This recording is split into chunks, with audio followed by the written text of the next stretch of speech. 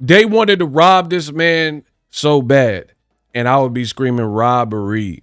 Richardson Hitchins.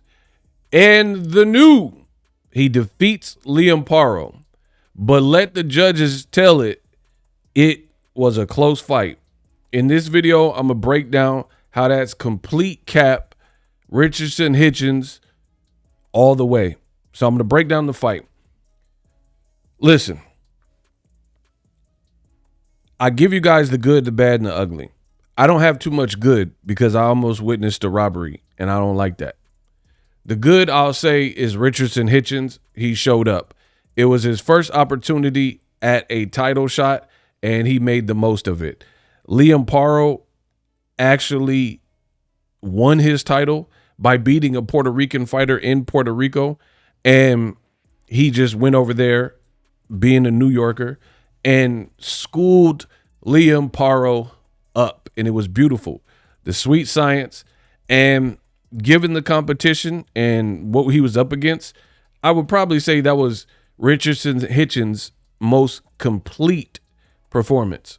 You know, he's had some good ones with Zepeda and whatnot. The Lemos fight, to me, was tougher than this because you had a rugged guy from Argentina that could take a shot, and he was at 140, not where Keyshawn fought him at 135, and he was boom, boom, relentless no matter what. And he was getting hit with big shots, and he still kept coming. So this was the most mature performance from Africa. Now, I put on the screen so you guys can see both fighters' post-fight interviews. And as you could see, Richardson Hitchins, his face looked like he was not even in a fight. Meanwhile, you have the eyes starting to swell, some tattering around the face of Liam Paro. Now, I've been in boxing long enough to know that triangle theories don't work. You know, the face test, facial recognition, because you can, boom, get knocked smooth out and you don't have a mark on your face, but you got knocked out in the fight. I get it. But sometimes the scar tissue and the battle scars and the wounds and the face actually tells the tale. That is exactly the case for this particular fight. In the early rounds, up to round 4, Liam Paro was doing all right. He had a lot of movement. You know, he was kind of like bouncy, herky-jerky. He's a southpaw, and he was trying to line up Richardson Hitchins. In these first 1, 2, 3 rounds, particularly, I had no problem with how Hitchens was fighting, because if you're a masterclass boxer, you got to know what you're in there with. You don't want to go like balls to the wall and floor it, and then, bow, he's better than you thought, got more power than you thought, blah, blah, blah. So it was a great game plan. You start off, let him burn some of that energy, because you also have to understand when you're fighting a person, round 1, the fight just began. So if this was a Street Fighter game and you have the health bar, your health bar should be as high as it's going to be, 100%, right? So you let a person like Liam Paro burn off that unnecessary energy. Floyd did it with Conor McGregor, for example. Let the fighter who's the aggressor, is supposed to be a puncher, you know, you let him burn that unnecessary energy, and you stay safe, you know, pick your shots well. And, you know, the only thing you could say is up the uptick of your offense. And I have no problem with that. So Richardson Hitchins, he boxed, you know, early on in the first 3, 4 rounds, you know, he was economical. Again, no problem with that. It's a 12-round fight. Now, if this was women's boxing and it was 2-minute rounds and it was an 8-rounder or something, then yeah, that's something different, because you got less time in the round and you have less rounds. It was a championship fight, so you got 12 rounds to figure it out. So let's talk about the bad and the ugly. The ugly is, despite how well Richardson Hitchins did, he looked sharp. And from round 5 all the way to the end, round 12, Richardson Hitchins won every single round. Every round. Every round. And here's the thing. In the first 4 rounds, these weren't blowout rounds for Paro. He looked better than he did in the back half of the fight, but it wasn't like these sensational rounds. Nobody got knocked down in the fight. Nobody had a point deduction or any kind of fouls. So this was an easy fight to score because you didn't have any kind of infractions. It was just round by round. And Paro, he did all right, you know what I mean, early in the fight. But after round 5, it was the Richardson Hitchins show. And credit to Richardson Hitchins, their team, right? Because after round 4, Richardson Hitchins' coach was like, man, you know, put it together. I mean, is this guy strong? Like, has he got a lot of power? Or like, and he's like, nah. And he's like, man, just put it together. And this was a message from Team Hitchens throughout, even when I thought Richardson Hitchins was well up, because he won 5 through 12, easy work, clinical, technical. The stiff jab was there. His 1-2 was nice. A couple body shots. I would have liked to see more body shots. I would have liked to see an uppercut, but I'm judging what was there. Paro wasn't really doing much, right? And even leading into the 12th round, credit to Team Hitchens. They were like, nah, do more. And when they read the scorecards, it all makes sense. It all makes sense. You're a virgin, right? It all makes sense because they fully tried to job this man, Richardson Hitchins. So his team was definitely on point by keeping that fire lit underneath them. Don't think you have this in the bag. You're the challenger. He's the champion.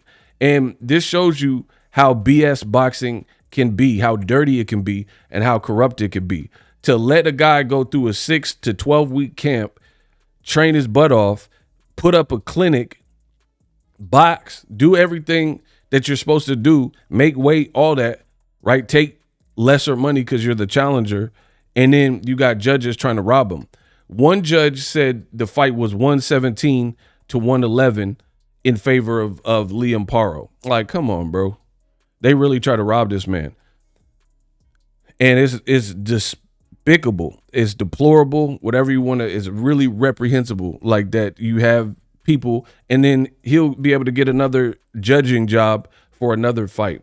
So I thought that's the bad and the ugly, that the 117 to 111, it didn't even remotely resemble what we seen. Even Eddie Hearn said it post-fight. And you could tell Eddie Hearn was really mad because this spoiled the game plan, right? This spoiled the game plan.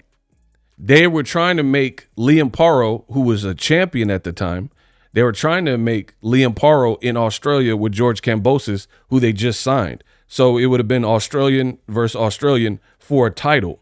So former champion in George Kambosos versus a new champion. So you could tell throughout the whole telecast, they didn't want Hitchens to win because, especially in the first 4 rounds, DAZN's commentary is terrible. Trust me on this one. It's absolutely terrible. They have favorites. They're biased. The talking points sound stupid. A lot of it doesn't make sense. I mean, I don't even know where to begin. They kept talking about Paro. Oh my gosh, Paro. And for real, he looked very one-dimensional. There was a point in time where Sergio Mora, one of the commentators, said, and I quote, Hitchens and Paro are about the same height. This is a picture of them. Do they look the same height? I mean, just pure stupidity. Like, you're being paid to call the fight, and you're making statements like Hitchens and Paro are about the same height. So basically, I'm about the same height as Shaquille O'Neal because I'm tall, right? Look, I mean, just look at this. He said this is literally a comment they had live on their broadcast. So I thought the commentary, per usual, was pretty poor, right? The judges' scorecard was atrocious. And, you know, it's sad that, again, people do all this training and stuff and still almost get worked, you know, via judges. Somebody who don't have to take punches for a living, somebody who could be out of shape and didn't train, things like that. But by round 5 and after, Hitchens completely stopped and he neutralized all of that jumpy stuff, that herky-jerky stuff from the southpaw Liam Paro and the champion. and he really started to toy with them. And the thing that impressed me most about Africa Hitchens is this was his step up. He had never been in a title fight. So while the DAZN commentators, they were trying to paint a narrative. And I tell you, this is what they do to black fighters, and this is what old media does to Cuban fighters as well. They'll start pitching narratives like, oh man, does Hitchens have to do more? Or, oh, I mean, literally Sergio Mora said something to the effect of, Hitchens, love him or hate him, you know, he's boxing. Why did you even have to open up like that? Why do you have to say love him or hate him when the person that should be criticized is the guy who's lost every single round as champion from round 5 and we're in round 10 or 11? So why do you have criticism for the black fighter who's doing everything he wants to do and he's the challenger? Like, we got to get boxing back to its prime self.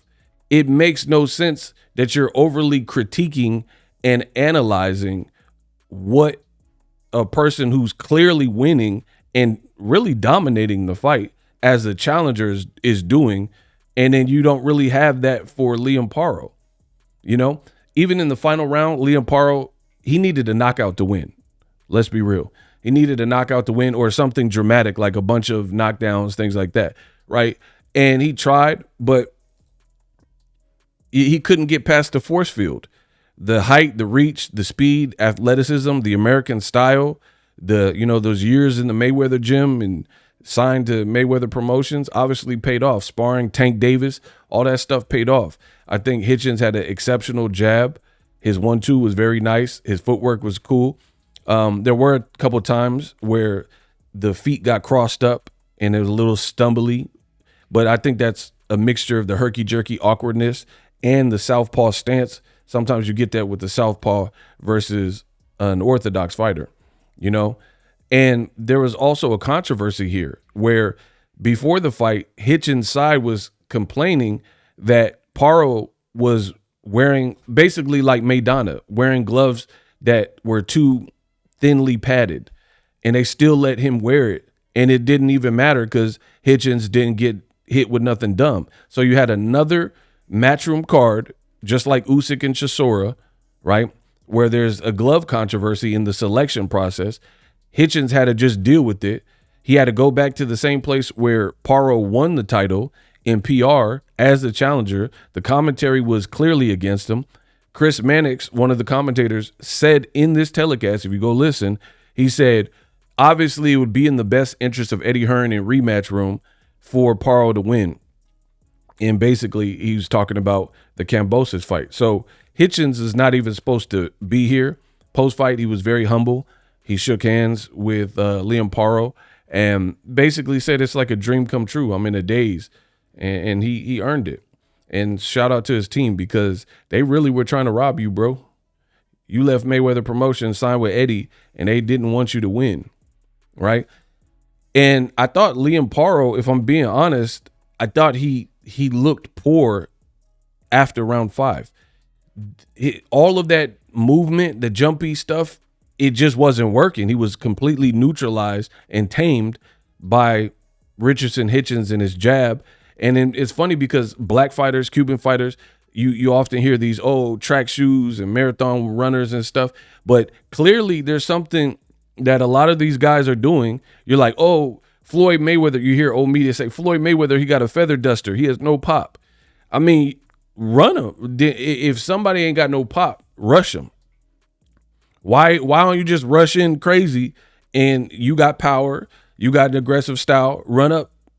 But the reality is, for the people who know boxing and the technical aspects of it, such as myself and actual boxers, is run up, get done up. These fighters are in there with something and they're like, dang, okay, every time I try to get in close and infiltrate, he's snapping my head back with a jab and I don't like the way that feels. And my nose is bleeding and busted up. Man, okay, that jab is there. Okay, if you follow up with the hook, then that might get me. He has more power than I thought. That's what's happening. That's why it's not so easy. It's easy to critique and say this stuff, but that's why they're not just running in there And, you know, I thought it was a beautiful performance by a challenger and another upset on Eddie Hearn's card. Eddie Hearn got to stay out of Puerto Rico. Matias, in his first fight with rematch room, he lost to Liam Paro. Then they had plans to make Paro Kambosos, and then he get dominated by Richardson Hitchins, who has a style that you hear the DAZN commentators kind of alluding to is boring. So I told you, Eddie Hearn, in my opinion, he could be the promoter for some, but he don't really know how to market a American fighter, especially a black American fighter, right? You can put him in with like a Bam Rodriguez because he just has a flashy style. So at the end of the day, you know, you can put him in Arizona, Texas, or somewhere, and he's just fun to watch. But you see where Jaron Ennis's stock is right now. People calling him a duck, right? And then you have now Richardson Hitchins. What fight do you make next for him, especially when y'all didn't even want him to win? So 117, 111 was pure BS. They were trying to save face so they can make the Kambosos fight. You know, and credit to Hitchens, because I strongly believe that if he let his foot off the gas, if one card was that bad, if the fight was a little bit closer, or if he got knocked down, they were going to give it to Liam Paro. And that's the ugly part of this sport, the dark side of boxing and what really happened in this fight. So credit to Hitchens. I thought he boxed well. And my thing is this. People always have these dumb like adages and, oh, you got to do more to beat the champ and all this goofy stuff. No, you don't. All you got to do is win more rounds than the person. You shouldn't have all these politics and you got to really put it on them and knock them down and bust them bloody, because you should be able to just secure the dub, and then you can go back, watch tape, and then maybe get more aggressive in your next fight. This is literally his first opportunity. So it's probably a little bit of jitters and nerves and stuff. He's not going to go all out and then he's winning the fight and then get clocked with something and then he get knocked out. And then now he don't get a title shot for, you know, he don't get a title shot for a year or 3 years or something. So you fight how he did. Even Devin Haney versus George Kambosos, he showed you he could do more in the rematch, but sometimes you just got to secure the bag. Shakur Stevenson posted, bro, whoever scored 117, 111 for Paro needs to never score a boxing match ever again. That was the wildest scorecard I've ever seen in my life. Told you. So another pro fighter telling you what Boxingego been telling you. It was disgusting what they tried to do to this man after that performance, you know. But again, if you're black, you got a 2 exit, 5 exit. It's just what it is in this world. I truly believe that. You know what I mean? Especially when they're making plans. That's why Israel Madrimov fighting Sergey Boachuk, I told you it was dumb, because Boachuk needs a knockout to win because they already got his next fight booked up. You know, Madrimov and Virgil Ortiz. So they had to find a way to pull him out of a dangerous fight. Now they're saying he got bronchitis. I did a video about that. Check that on the channel. So again, shout out to Richardson Hitchins. Eddie Hearn post-fight, he said the scorecard was bad, but then he said it was a close fight. That fight wasn't close, bro. How is it close when you lose every consecutive round from round 5? And then the more aggressive Paro started trying to get late after, like I'm talking round 5 and on, the more aggressive he tried to get in and do all this herky-jerky stuff, the worse he was looking. And he was looking sloppy, and he was looking wild, and he was looking desperate. There was even a round in the second back half of the fight where Liam Paro and Hitchens warned that he had cheat gloves, and he warned that Liam Paro is a dirty fighter. There was a clear moment where he hit Hitchens in the back of the head. That's a bad sign. That's a telltale sign of frustration. And there's a reason that Liam Paro's face was more tattered up, and there was frustration because he knew that he couldn't get past it. The jab, he didn't have any, he just kept doing the same thing over and over. So that's what I'm saying. It was really a poor performance. This wasn't Montana Love. This wasn't the Liam Paro versus Subriel Matias. He looked completely flat after round 5. The first 4 rounds, okay, but he didn't do anything. And that's why people that know this sport, like boxing, say styles make fights. Matias literally unalived a person, but styles make fights. Who knows if he gained a lot of weight, what kind of training camp he had. He might have been relying on his power with Paro. He got upset. Then you got a guy with less power in Richardson Hitchins, and he just toyed with the man and dominated him. And it looked like he even had to take it out of first gear. He was never hurt. You know, the only thing is he's off balance and tripping over Paro's feet a couple times, so a little bit stumbly. But there was nothing, you know. There was nothing from Paro that I seen. So Hitchens called out Teofimo Lopez. That would be a great fight. He called out for New York. There's bad blood with Devin Haney. So, you know, he got options now. He's the new. That's what really happens. Subscribe to my channel if you like this breakdown, and I'll be back with some more heat.